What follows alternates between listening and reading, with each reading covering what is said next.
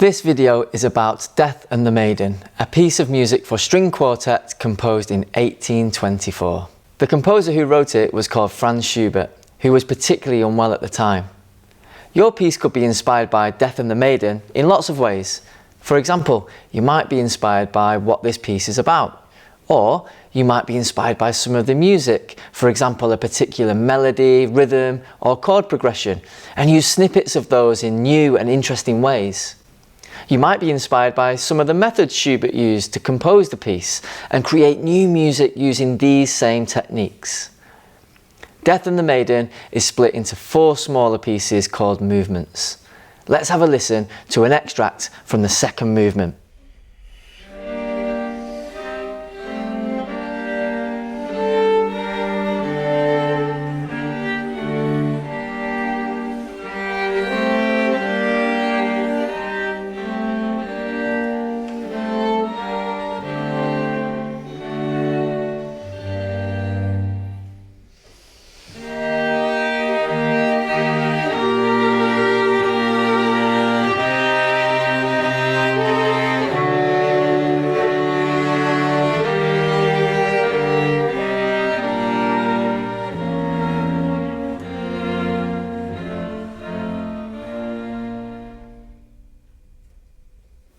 How does this music make you feel?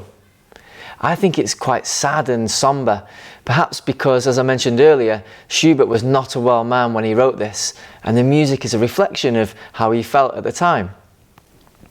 This second movement is based on a song with the same name that Schubert wrote 7 years earlier. In that song, the young girl or maiden, who is absolutely terrified, begs Death to pass her by. But Death consoles her by saying, "I'm not rough, you shall sleep gently in my arms."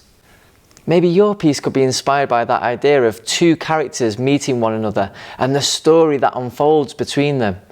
Who could your 2 characters be? And what does each character sound like? What happens when they meet? And how can you show that in your music? How does that meeting end? And how can you reflect that in your piece? Now let's have a look at some of the composition techniques Schubert used in this second movement. It's written in what's called a theme and variation structure. This means that the piece is based on a musical idea called the theme, which is played at the start. Themes usually have a memorable melody. Once the theme has been played, the composer repeats it but changes or varies it in some way. This would be called variation 1. So in what ways do you think composers can vary a theme? Let me give you a few examples using the theme from Death and the Maiden to demonstrate. Here's the theme again from the beginning of the piece.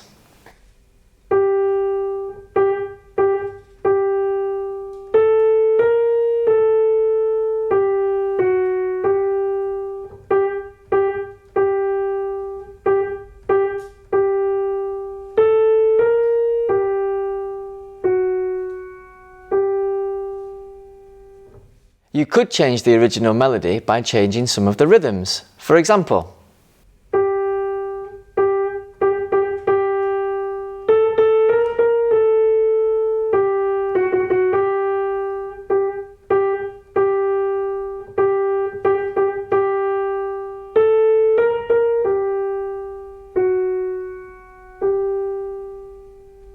as well as changing some of the rhythms, you could change some of the pitches.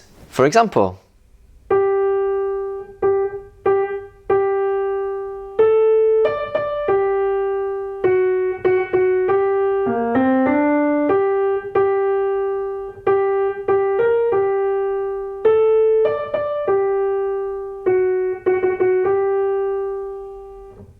you could reharmonize the theme to give it a totally different feel. For example, here's the original accompanied in a minor key.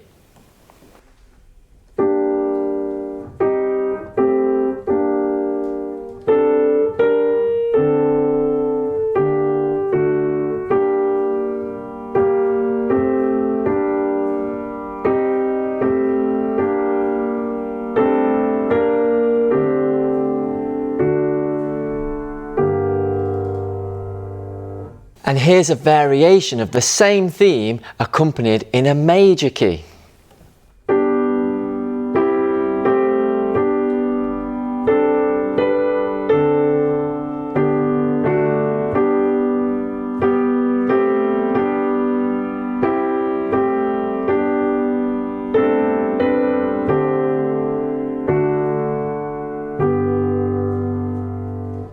All of these techniques are used in the second movement of Death and the Maiden. Let me show you. Take a listen to the second violin and viola parts in the first 4 bars of the piece.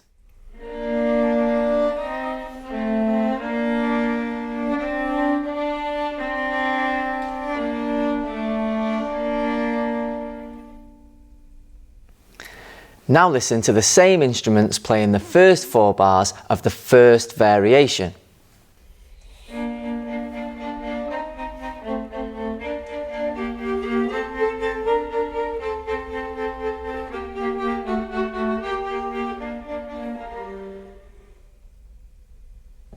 Can you identify how the composer has changed or varied this from the original?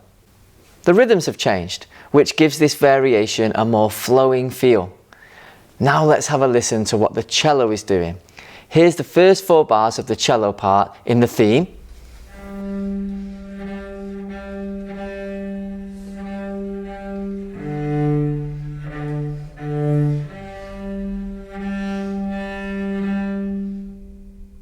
And now the first 4 bars of the first variation.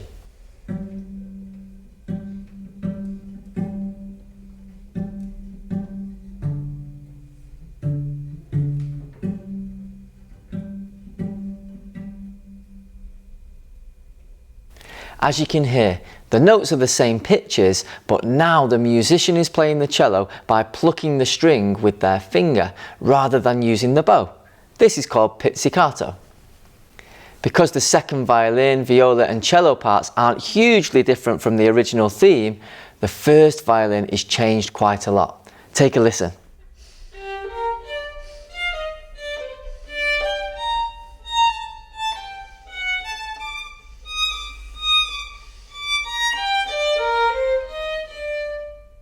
Let's hear that variation again with all the instruments playing together.